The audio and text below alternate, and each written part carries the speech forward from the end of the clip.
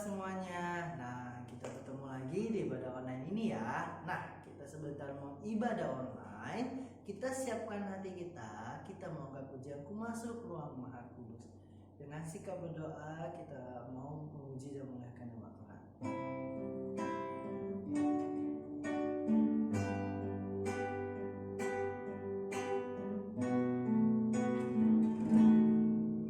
Ku masuk ruang Maha Kudus dengan darah anak domba. Ku masuk dengan hati tulus menyembah yang Maha Kuasa. Ku menyembahmu,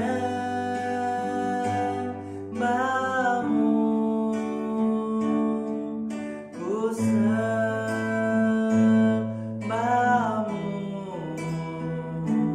ku menyembahmu, ku sembahmu, sebab namamu kudus, kudus Tuhan. Mari adik-adik kita kembali sekali lagi. Ku masuk ruang Maha Kudus dengan darah anak domba. Ku masuk dengan hati tulus menyembah yang Maha Kuasa. Ku menyembahmu, ku sembahmu,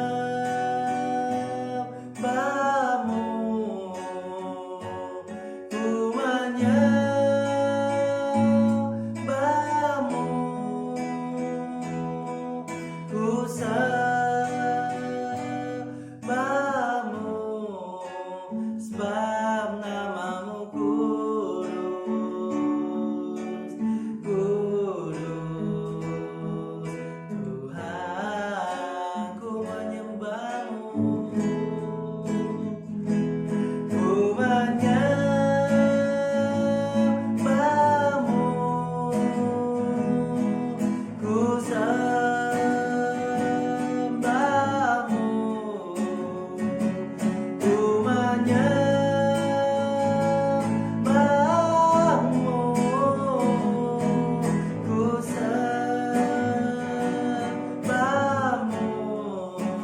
sebab namamu kudus, kudus Tuhan. Sebab namamu kudus, sebab namamu kudus, kudus Tuhan.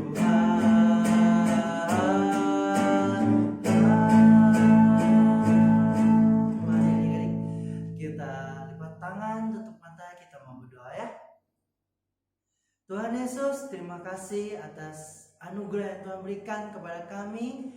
Kami masih bisa melakukan ibadah online ini walaupun kami di rumah ya Tuhan, dengan keadaan yang sekarang ini ya Tuhan, tapi kami tetap bersyukur kepadamu ya Tuhan. Tuhan berkati ibadah online ini dari awal, pertengahan sampai akhirnya. Biarlah Tuhan yang memberkati ibadah ini. Di dalam nama Tuhan Yesus kami berdoa. Amin. Oke adik-adik, masih semangat semua ya untuk memuji memuliakan nama Tuhan. Nah, pada tema minggu ini adalah Yesus adalah satu-satunya jalan keselamatan. Nah, kebetulan nih, kok ada satu lagu yang mungkin beberapa dari adik-adik ada yang tahu, mungkin ada yang belum pernah mendengar nih. Nih, awalnya seperti ini. Hanya ada satu jalan yang menuju ke surga. Nah, mungkin beberapa adik-adik yang tahu, dan mungkin beberapa ada yang masih kayak gimana ya. Nah, Kita angkat pujian ini sekali dulu ya. Oke.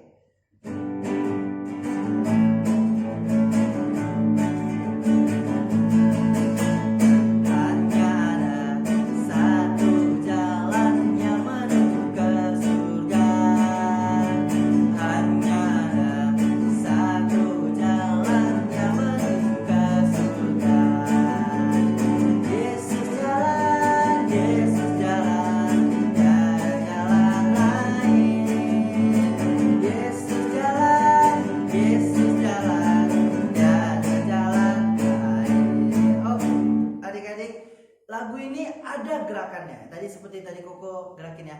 Hanya ada satu jalan yang menuju ke surga. Nah, ini awalnya ya. Nah, pas refnya Yesus jalan, Yesus jalan, tiada jalan lain. Yesus jalan, Yesus jalan, tiada jalan lain. Oke, adik-adik kita pakai gerakannya ya, mudah kok gerakannya ya.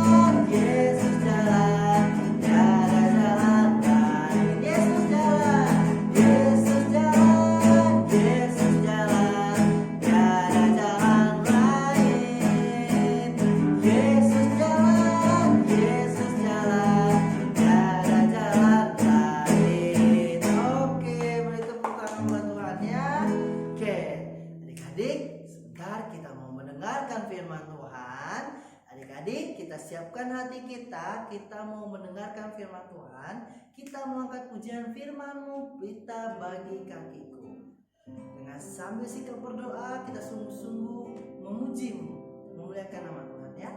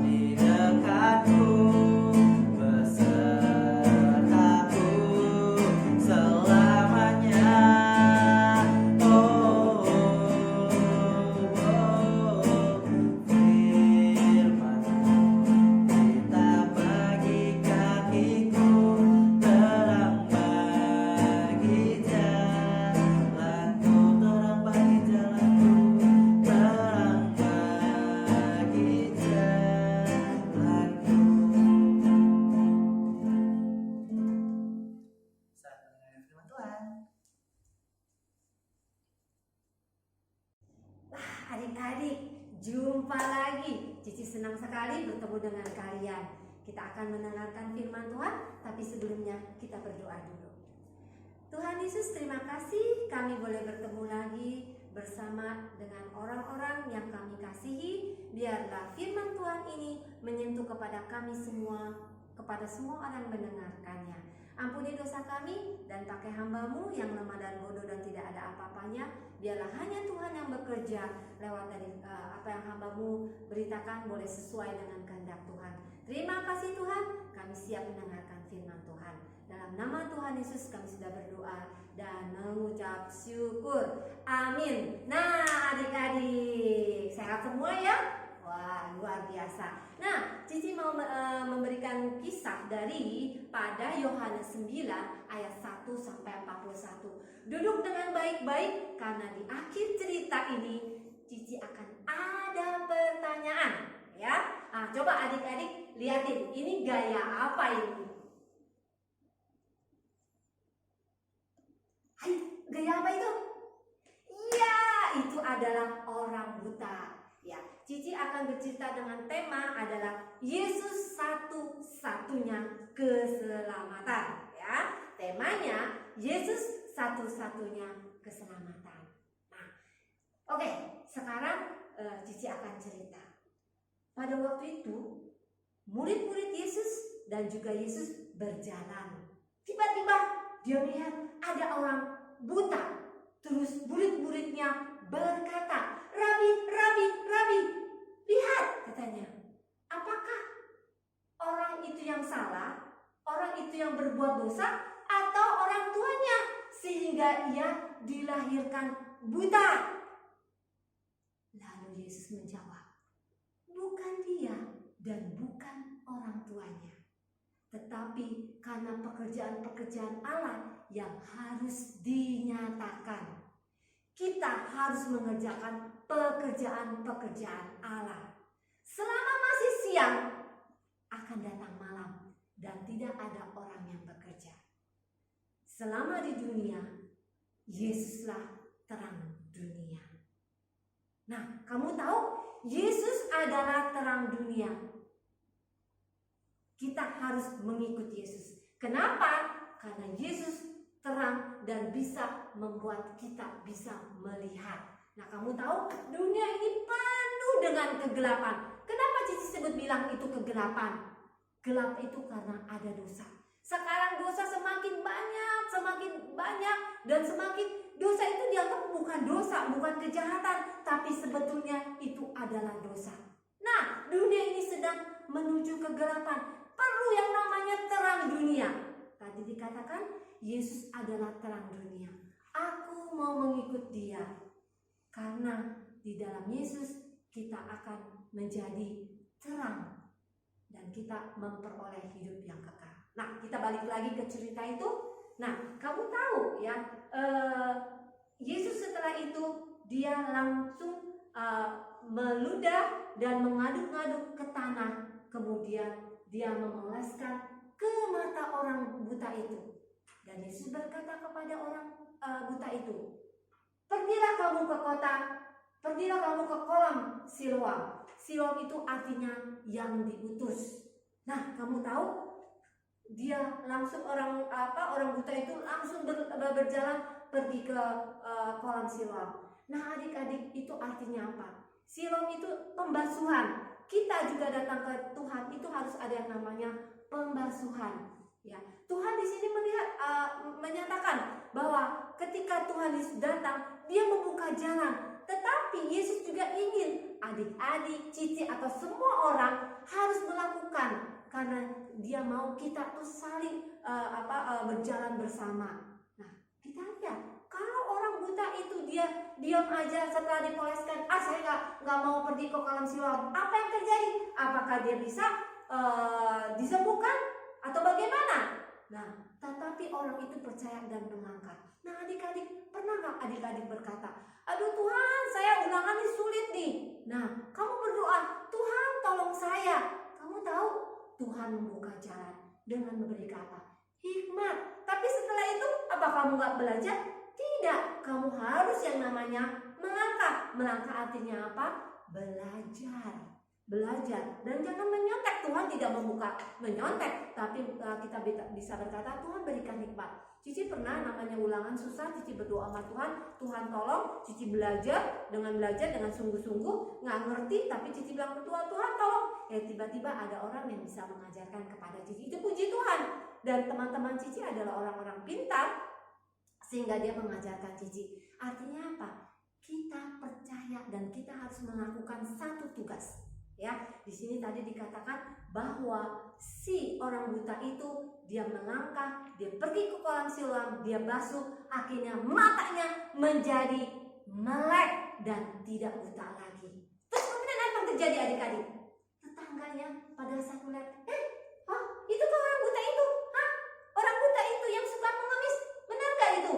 Langsung orang tetangga itu menyampaikan, bukankah kamu orang yang buta tadi? Bukan kamu buta yang tiap-tiap hari tadi mengemis? Tapi orang buta itu berkata, iya, ini aku. Bagaimana kamu bisa melek, katanya? Langsung orang itu berkata, Yesus yang menyembuhkan saya dengan meludah ke tanah, mengaduk-aduk tanah, mengoleskan mata saya, dan menyuruh saya membasuh di kolam Siloam, akhirnya sembuh. Nah adik-adik, lihat, orang buta ini memberi kesaksian. Dia berani berkata seperti itu. Bagaimana dengan adik-adik? Ketika adik-adik sudah ditolong, beranikah adik-adik bersaksi? Ya, dan menyatakan bahwa Yesus adalah satu-satunya keselamatan. Karena di dalam dia, di bawah kolong langit tidak ada nama lain yang diberikan selain nama Yesus. Kamu tahu, Yesus adalah tadi dikatakan terang dunia. Yesus adalah satu-satu juru selamat. Tidak ada juru selamat yang lain yang bisa kita masuk ke surga. Adik-adik percayalah kepada Tuhan Yesus. Nah kita lihat, si ini dia berkata, dia bersaksi, dia menyatakan bahwa Yesus disembuhkan. Nah orang-orang tetangga itu, wah gimana nih? Dia bawa orang buta itu, dia bawa lagi ke Imam Farisi. Dan Imam Farisi berkata, kamu benar orang buta? Iya, kata orang buta, ini saya adalah orang buta. Terus ditanya sama orang Farisi, bagaimana kamu bisa melek? Orang ini berkata lagi, orang buta ini berkata lagi, Yesus yang menyembuhkan saya dengan mengaduk-aduk di tanah dan memoleskan matanya sehingga saya sembuh. Wah, Imam Farisi itu marah. Wah, orang ini tidak berasal dari Allah karena dia tidak memelihara hari Sabat. Karena pada waktu itu Yesus menyembuhkan pada hari Sabat. Langsung orang buta itu berkata, bagaimana mungkin orang itu tidak berasal daripada Allah? Karena dia membuat mukjizat. Kamu tahu apa yang terjadi? Orang Farisi ini saking keselnya, dia berkatakan, kalau gitu kita panggil orang tuanya. Dia panggil orang tuanya dan orang tuanya datang. Dia tanya kepada orang tuanya, ini anak kamu? Orang tuanya itu berkata, iya ini anak saya. Ini anak kamu yang buta dari lahir? Iya, ini anak saya yang buta dari lahir. Bagaimana sembuh? Nah, orang tua ini dia takut kepada orang Yahudi. Dia katakan apa? Tanyakan saja kepada anak itu. Kamu tahu kenapa orang tua itu takut? Karena orang Yahudi membuat satu misi. Dia katakan apa? Orang yang menyatakan Yesus adalah Mesias akan dikucilkan. Terus kemudian orang Farisi ini bertanya lagi, bagaimana kamu disembuhkan? Tapi orang buta itu berkata, kan saya sudah berkata tadi, bagaimana caranya saya disembuhkan? Mengapa kamu tanya lagi? Apa kamu mau menjadi muridnya? Wah, di situ adik-adik Imam Farisi marah katanya. Dia katakan apa? Saya bukan murid itu. Saya tahu yang namanya Musa, karena firman Allah datang kepada Musa. Tetapi orang itu saya tidak tahu, katanya. Apa yang terjadi adik-adik? Dia katakan apa? Bagaimana mungkin, katanya, aneh, kamu tidak tahu dari mana ia datang. Padahal ia telah memelekkan mata saya, katanya. Kita tahu Allah tidak mungkin akan melakukan pekerjaan kalau bukan orang itu saleh, kalau bukan orang itu melakukan kehendak Allah. Terus kemudian dia berkata-kata apa? Hei, kamu yang lahir dari berdosa, mau mengajari kami, kata Imam Farisi seperti itu. langsung orang itu diusir, orang buta itu diusir. Nah, pada waktu diusir, ya Yesus tahu, langsung dia menghampiri orang buta itu.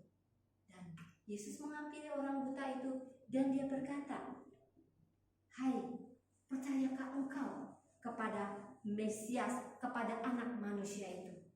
Orang buta itu berkata, "Siapakah Tuhan itu? Aku mau percaya," katanya. Terus Yesus berkata, "Bukan kamu hanya melihat, tetapi dia yang sedang berkata-kata itu, dialah adalah Mesias." Langsung orang itu berkata, "Saya mau percaya, saya mau percaya." Terus Tuhan berkata, "Lihat, orang itu yang tadinya, orang buta itu tadi tidak mengenal Tuhan, sekarang dia mendengar Tuhan, mengetahui Tuhan, dan dia menerima Tuhan sebagai juru selamatnya." Ingat, Yesus adalah satu-satunya jalan keselamatan. Tidak ada jalan lain selain di dalam Yesus Kristus. Dan Yesus berkata, Aku datang ke dalam dunia untuk menghakimi. Orang yang tadinya buta akan menjadi melihat, tetapi orang yang melihat, dia akan menjadi buta." Wah, Imam Farisi mendengar itu langsung marah lagi. "Kalau begitu kami adalah buta," dikatakan. Yesus berkata kepadanya, "Sekiranya kamu buta, kamu tidak berdosa. Tetapi karena kamu berkata, 'Kami melihat,' maka tetaplah dosamu." Nah, adik-adik, jangan kita menjadi Imam Farisi. Karena Imam Farisi ini sombong.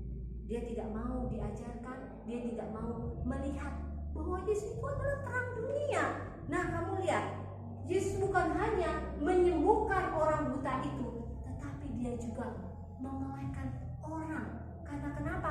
Orang yang tadinya tidak tahu jalan keselamatan, sekarang dia tahu bahwa Yesus adalah jalan keselamatan. Ya, oke. Sekarang sebelum membaca ayat hafalan, Cici akan ada pertanyaan, ya. Nah, ini Cici akan mengatakan kalau ini benar, ini mengatakan salah, ya. Jadi coba adik-adik perhatiin, ya. Coba adik-adik perhatiin dengan pertanyaan yang dari Cici, ya. Oke, ya. Nomor 1, siap-siap, ya. Orang buta itu buta sejak anak-anak. Benar atau salah? Sekali lagi, ya. Orang buta itu buta sejak anak-anak. Benar atau salah? Ayo. 1, 2, 3. Salah. Kenapa salah? Karena orang buta itu lahir sejak lahir. Orang buta itu buta sejak lahir. Oke, yang nomor 2, siap-siap, ya. Oke. Yesus terang dunia. Benar atau salah? Yesus terang dunia. Benar atau salah? Jeng jeng. Jawabannya benar. Oke, lanjut, ya. Yang ketiga, orang Farisi yang menyatakan apakah dia buta dari lahir. Apakah benar orang Farisi menyatakan apakah dia buta dari lahir? Siap? 1, 2, 3. Salah. Karena yang menyatakan adalah murid-murid. Oke, yang berikutnya, benar atau salah?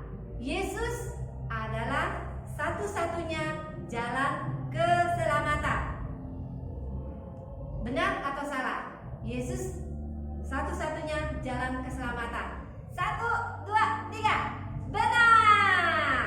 Dan yang terakhir, ya, yang terakhir. Oke, yang terakhir. Yesus yang menyembuhkan orang buta yang sejak lahir itu. Benar atau salah? Yesus yang menyembuhkan orang buta itu yang sejak lahir itu. Benar atau salah? 1, 2, 3. Benar. Wah, adik-adik salah berapa nih? Tapi anyway apa? Ingat, ya, kita adalah anak-anak Tuhan dan Yesus adalah adalah satu-satunya keselamatan. Sekarang kita akan membaca ayat hafalan, ya. Kita akan membaca ayat hafalan yang diambil dari Roma 10 ayat 9. diambil dari Roma 10 ayat 9. Ya, Roma 10 ayat 9. Kita baca sama-sama. Siapkan Alkitabnya ya. Ayo kita baca sama-sama dulu ya. Roma 10 ayat 9. Sudah ketemu? Udah ya? Oke, sama-sama. 1, 2, 3. Sebab jika kamu mengaku dengan mulutmu bahwa Yesus adalah Tuhan dan percaya dalam hatimu bahwa Allah telah membangkitkan Dia dari antara orang mati, maka kamu akan diselamatkan. Oke, perhatikan gerakan Cici ya. Ya, perhatikan. Sebab jika kamu mengaku dengan mulutmu, ya. Sebab jika kamu mengaku dengan mulutmu, ya ini mengaku dengan mulutmu, ya. Ya ini biasa ya, ini adalah Yesus adalah Tuhan. Ya, coba ya. Sebab jika kamu mengaku dengan mulutmu bahwa Yesus adalah Tuhan dan percaya dalam hatimu bahwa ini Allah ya, bahwa Allah telah ini membangkitkan Dia dari antara orang mati, maka kamu diselamatkan. Bisa pelan-pelan ya. Oke, pelan. 1, 2, 3.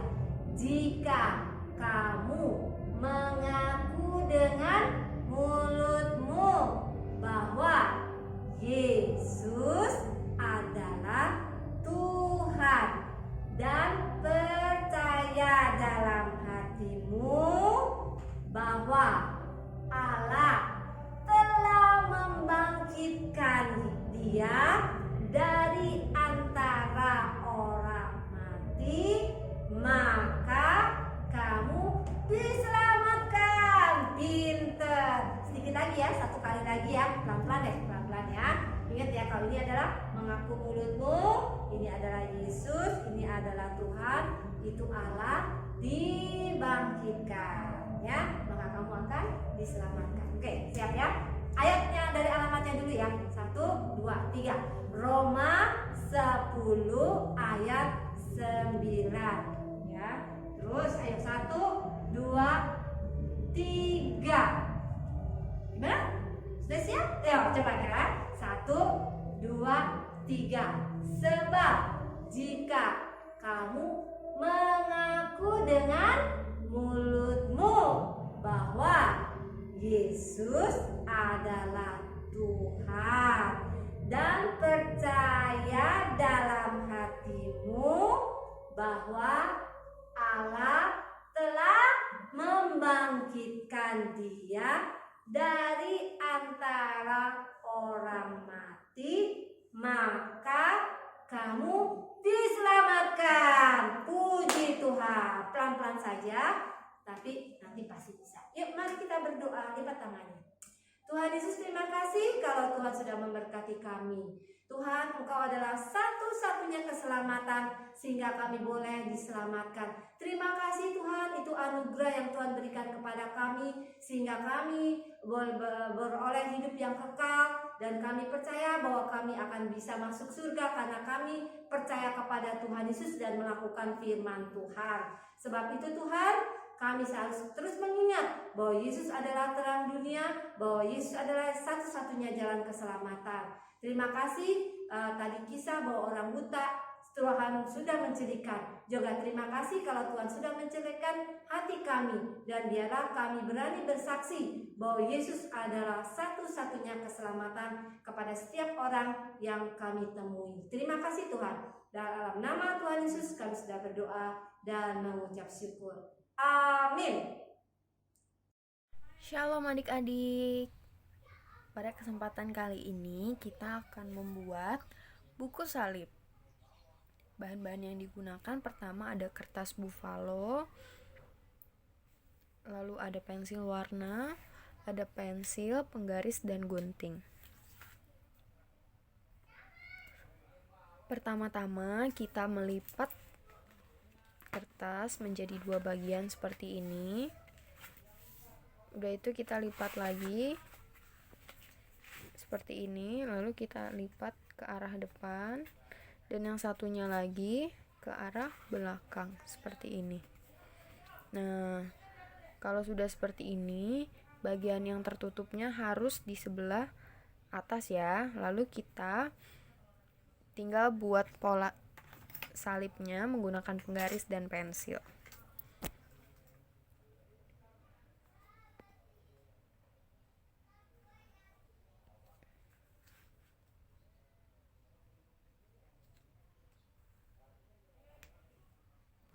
Nah, adik-adik, jika sudah terbuat pola salib seperti ini, kita tinggal mengguntingnya. Jangan sampai ada bagian yang terputus ya adik-adik. Jadi ini benar-benar harus sesuai polanya. Jadi kayak gini, terus ini juga digunting seperti ini.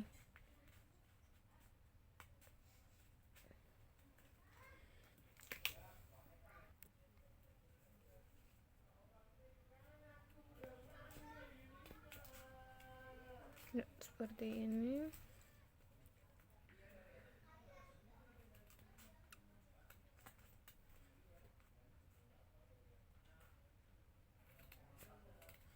Adik-adik bisa minta bantuan mama, papa, atau kakak di rumah ya untuk menggunting ini. Dan setelah jadi seperti ini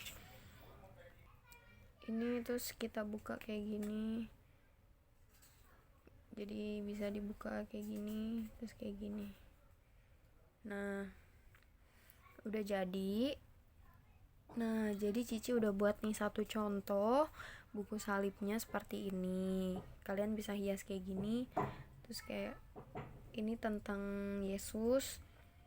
Jadi yang pertama itu adalah Yesus roti hidup, Yesus terang dunia. Terus Yesus adalah gembala yang baik, Yesus adalah kebangkitan dan hidup. Terus Yesus adalah jalan kebenaran dan jalan kehidupan, dan Yesus juga sebagai pokok anggur yang benar. Nah, jadi di buku salib ini kalian bisa berkreasi sesuai imajinasi kalian. Seperti apa Yesus dalam hidup kalian? Apakah Yesus sebagai penyelamat kalian? Apakah Yesus sebagai penolong kalian? Yesus sebagai sahabat kalian? Kalian boleh banget hias-hias, tulis-tulis Yesus itu seperti apa untuk hidup kalian. Nah, jadi sampai di sini aja prakarya minggu ini. Selamat mencoba adik-adik. Tuhan Yesus memberkati.